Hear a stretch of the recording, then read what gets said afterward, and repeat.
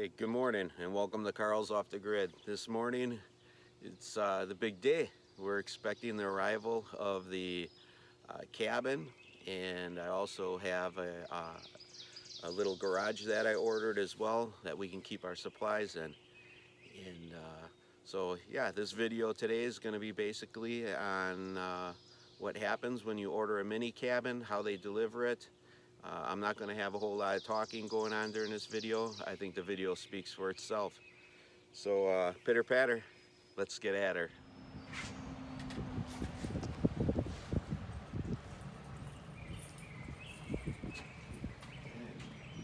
There's the garage. We are standing on the porch, but there's the garage.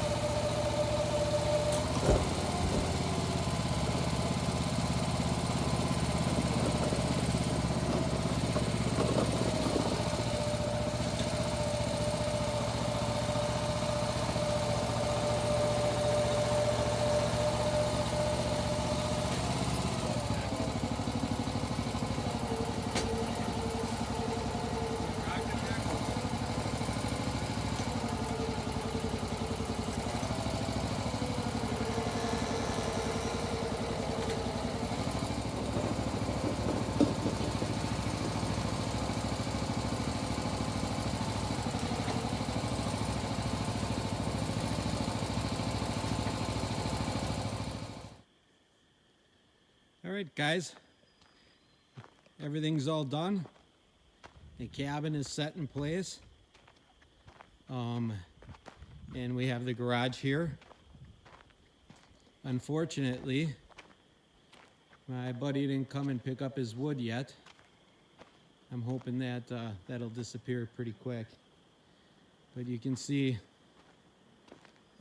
we went ahead and put the garage side by side with this. And to answer your question from a couple weeks ago, the cabin is going to be giving us a sunset. So we got it kind of facing down the road towards the west so that we can catch a sunset. Right now, I don't know if you can see it, but we're kind of cloudy in there, so we're not catching much of a view of the sun. There's the wood shed. We still have to do a little bit of cleanup there, obviously. But we kept the garage close to the cabin. I'd take you in for a tour in there, but I have some personal belongings in there right now, so we're gonna pass by that. But here's the cabin. It finally showed up. Actually, I shouldn't say finally, it showed up a little bit earlier. We've got our chairs out on the deck already. Okay, let's go inside and I'll show you the cabin. So as we come in, you can see across the other side of the cabin, I've got a loft up there for the grandkids and for storage. I had it ordered with a back door right away because eventually what we're gonna do is within the next couple months, I'm thinking probably still this year, I'm gonna build a master bedroom off the back, and we're also gonna put in a bathhouse or a bath facility. We're not sure if we're gonna do a separate bathhouse yet or if we'll keep it connected to this building. And the reason I had the door placed where it is because I can just follow the contour of the roof and just keep this thing going without having to go ahead and strip off a bunch of siding and whatnot. So I'm gonna close the door because we have a black fly hatch going on. So as we walk down to this other side, this is gonna be, you know, obviously an area where we're probably gonna have the kitchen. And you can tell I had foam insulation sprayed in all the way around. And I also had the whole cabin wrapped in Tyvek so that we don't have any wind whistling through here. In the north, this gets bitter, bitter cold. And so I wanted to be in here, have it be small, quaint, and warm. I don't want to have any coldness coming through. And you can see up here is our secondary loft where, excuse me, we can have more sleeping areas for the kids or whatever. And we'll temporarily sleep up there until we go ahead and get our master bedroom put on off of this. And a couple things that I wanted to show you. I'm gonna reverse the camera. Because we have such a heavy snow load, I went ahead and got everything put 16 inches on center so that we don't have to worry about the snow being too heavy for the roof here.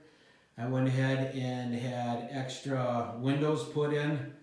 We have windows off the porch, and then this area here is we're gonna end up putting a wood burning stove in. And I can't get my camera to zoom back far enough, so I'm gonna kind of walk back. But we'll have our wood burning stove there, and maybe next to the windows we'll have a little bit of a couch and whatnot. So I think we're going to do 2 couches that are going to be converted into their couch pull-out beds, so that way if we have any guests come stay with us, we'll have adequate sleeping area. And for us, you know, we'll use that as temporary bedding until we get the master bedroom put in off the back. So here we go. The windows all already are insulated windows. They've got screens already put on them and everything, so that we don't have to worry about mosquitoes or anything. You can still see I have a little bit of landscaping I have to do out there. That'll be another video. I'm going to have my mini excavator down here I shouldn't say mine. I like to refer to it as mine. It's one that I rent often, so it almost feels like it's mine. And there's my pickup truck sitting down the driveways.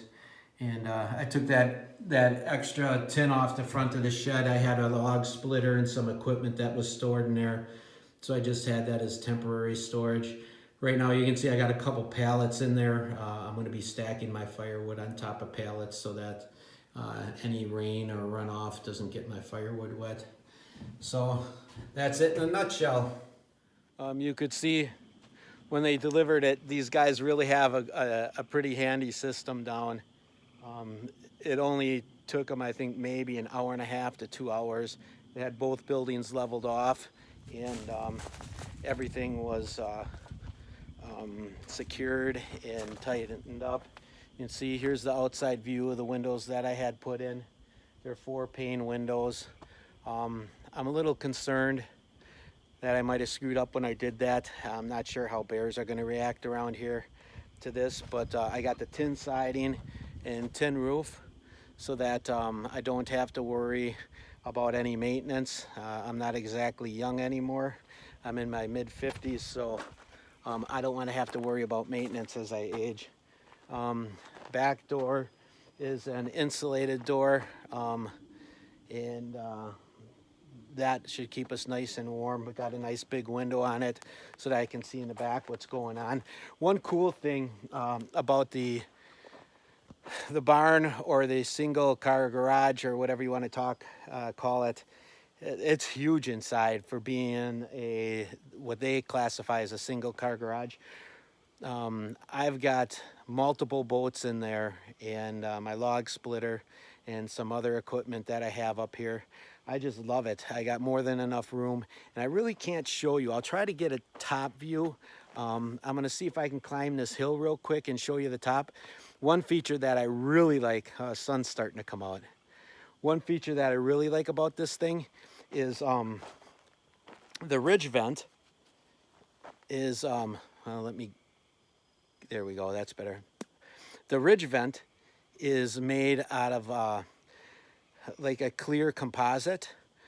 So even though I don't have any windows on this building, it's really well lit inside. And I did that just because my own paranoia. I don't want to have to worry about somebody snooping around on the property and getting in and trying to check out what I all have inside my storage building. So I'm gonna take a hike up the hill, and I'll see if I can get a top view, and we'll see if we can get a picture of that ridge vent, that clear ridge vent. If we can't, well, then you'll have to take my word for it. Okay, here's the top view. You can kind of see on the building to the left, the very center of the building looks kind of glassy. That is a ridge vent, and it's also clear composite so the sunlight can come in, and it does a great job of keeping everything dry inside that building, and I don't have to worry about any, like if I bring the boat in off the lake, I don't have to worry about my floor being wet and rotting out or anything like that. Kind of a pretty little thing. I don't know how well this camera will bring it up, but I'm gonna zoom in when I walk around in my woods back here. Check out these flowers. There are literally thousands of these throughout the woods. They're little purple and white flowers. And I mean, there's no end to them.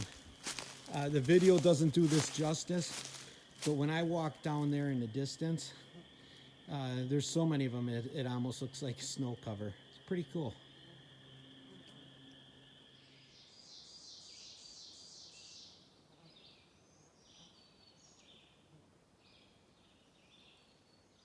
All right, guys, well, thank you for joining us this week on Carl's Off the Grid.